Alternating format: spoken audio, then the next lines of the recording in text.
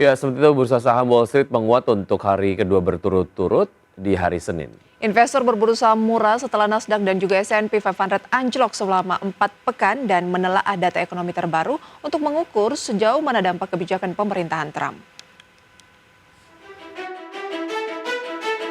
Bursa saham Wall Street menguat untuk hari kedua berturut-turut di Senin.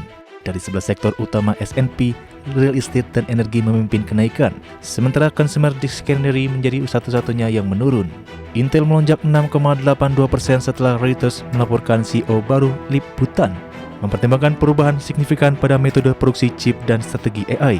Sementara Tesla anjlok 4,79% setelah perusahaan pialang Mizuho menurunkan target harga saham pabrikan mobil listrik itu menjadi $430 dari $515. Sentimen positif diantaranya penjualan retail sedikit pulih pada Februari. Tetapi di bawah ekspektasi mencerminkan meningkatnya ketidakpastian atas tarif dan PHK besar-besaran karyawan pemerintah federal. Laporan terpisah menunjukkan aktivitas pabrik pada Maret di negara bagian New York anjlok paling dalam hampir 2 tahun. Adapun Federal Reserve akan bertemu Rabu, yang diperkirakan mempertahankan suku bunga tidak berubah. Pejabat The Fed juga akan mengumumkan proyeksi ekonomi dengan pernyataan kebijakan mereka, memberikan bukti paling nyata sejauh ini tentang bagaimana petinggi Bank Sentral Amerika Serikat itu memandang kemungkinan dampak kebijakan pemerintahan Trump cenderung mengaburkan prospek ekonomi yang sebelumnya solid. Selama akhir pekan lalu, Menteri Keuangan Scott Bessent memperingatkan dalam sebuah wawancara bahwa tidak ada jaminan Amerika Serikat akan lolos dari resesi. Berbagai sumber untuk IDX. Ya, bursa Amerika dan Eropa kompak lanjutkan penguatan 2 hari berturut-turut. Ya, bursa Wall Street menguat Senin karena investor memburu saham murah setelah Nasdaq dan S&P anjlok selama 4 pekan, serta bursa Eropa menghijau di hari Senin didukung oleh saham energi dan juga healthcare dengan fokus tertuju pada rencana reformasi utang Jerman dan penyelesaian konflik Rusia-Ukraina. Kita lihat data selengkapnya pemirsa untuk bursa Amerika.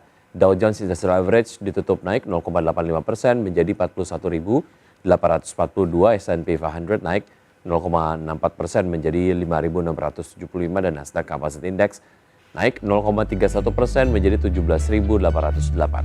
Indeks Pan Europe Stock 600 ditutup menguat 0,79% di 551. Indeks saham blue chips Jerman DAX ditutup menguat 0,73%, 23.154 dan mengungguli rekan-rekan lokal dengan lonjakan lebih dari 15% sejauh tahun ini.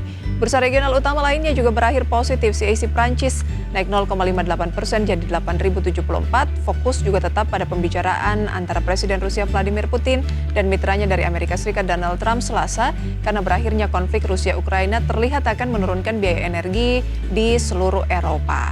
Kita ke komoditas. Ya, dari komoditas, pemirsa minyak WTI melemah 0,16% di level $67,26 Amerika per barel.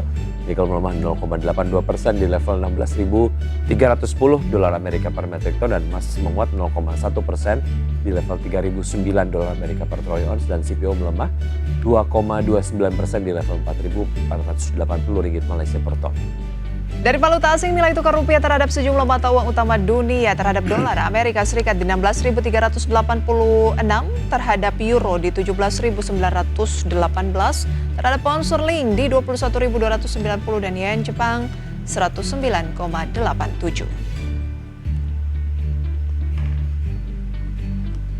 Ya, indeks harga saham gabungan melanjutkan pelemahan kemarin pemirsa ya, dan menjelang keputusan The Fed, kemudian Bank Indonesia peluangnya seperti apa, dan juga ada sentimen dari OECD ya. Ya, baik, usai jeda berikut ini kita akan lakukan perbincangan bersama analis. Tetap bersama kami akan segera kembali.